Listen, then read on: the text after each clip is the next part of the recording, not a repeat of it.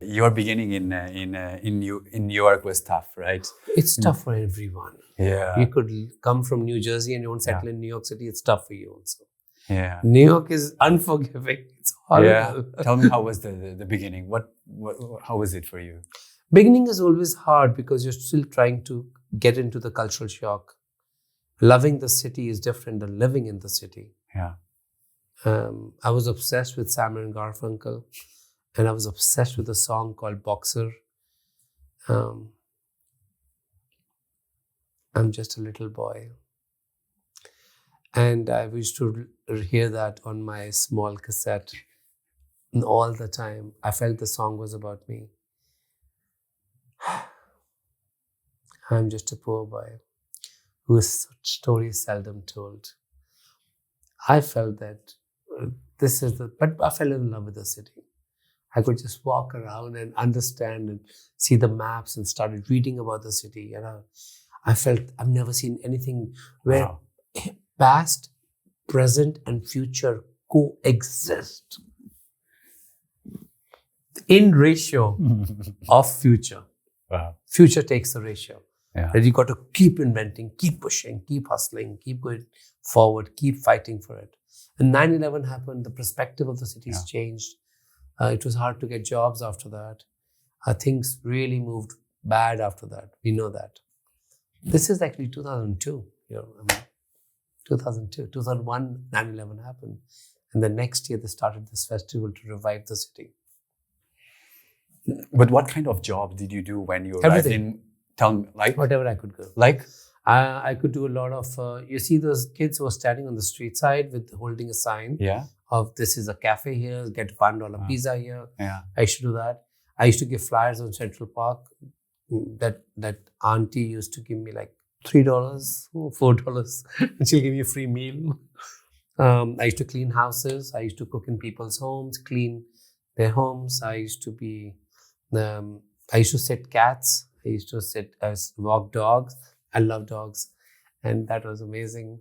And this is before 9/11. So you could just go find friends, get jobs.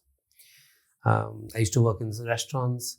I worked in 5 restaurants before I got into Salam Bombay. I used to work in a deli in Tribeca. And I used to work in Columbus Avenue on 74th Street. There was a restaurant called Divan Curry House. They also had a banquets in Port Washington in Long Island, where I used to work in the banquets. All our job. Keep talking. I remember everything. But I think I made a lot of contacts by cleaning in people's homes, because cooking for them for a whole week, going to New Jersey. All these kids used to live there, B1, B2, all these visas of H1s and all. And you just make breads and vegetables and put it in the refrigerator. Do that. A lot. I didn't stop, because I said, if I stop, I'm going to lose my balance. I got to keep cycling. Yeah. So now, if we go back, because you said like, well, I'm just being guided. I'm an instrument, but you put a lot of effort, right? You never stop. You did so much, and you kept moving despite all the difficulties that you encounter in New York, right? So, meaning that it's not just about things happen to you, right? If you're being very humble, like there's a lot of hard work on your side also. That's my point. Thousands of immigrants work much harder than you. I have seen people work hard like crazy. Until now, they've never been gratified. They don't even find any purpose in what they do. Of course, I knew it. Food is going to give me the identity. Yeah. But to bring the food on the table, I need to set up these big spaces of restaurants and everything. Yeah. I need to keep pushing this, because after some time, I saw entire India was watching what I was doing. My story was in the villages of the country, where this is what's happened there. So sometimes when I was getting defeated and broken and taken out and thrown out, I felt, no, that kid needs to stay hopeful. I need to keep pushing myself again. So then it became more than me. It became about them. It's unique what happened. Love it. Again, Tell me a story. Tell me a story of one of those moments where you were like broken, but then you felt that you connected with what you just told me, and you keep moving forward. Oh, I was in Kolhapur. It's in Maharashtra, and I went to do a research on Kolhapuri masala, the spice mix, and it also was a season of jaggery, the fresh jaggery. One of the best I've ever had.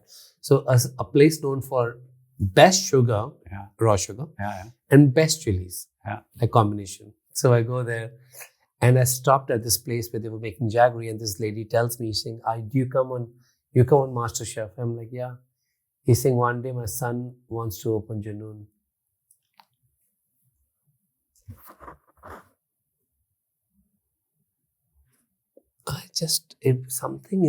I've told this story so many times. And I thought maybe she doesn't know me. But she sells this jaggery on the street side. And she sees my son is going to open a Janoon when he grows up. That's his dream. She had no idea what I was struggling at that moment with everything. And just her saying that, I'm like, oh my God, I have to win this. Even if it's not for me, it's for that boy who's going to be the next generation of Michelin star chefs coming from India. They need to watch this. That you're going to fall 1,000,000 times, you've got to stand up 1,000,001 times. So it was not just about you at that point.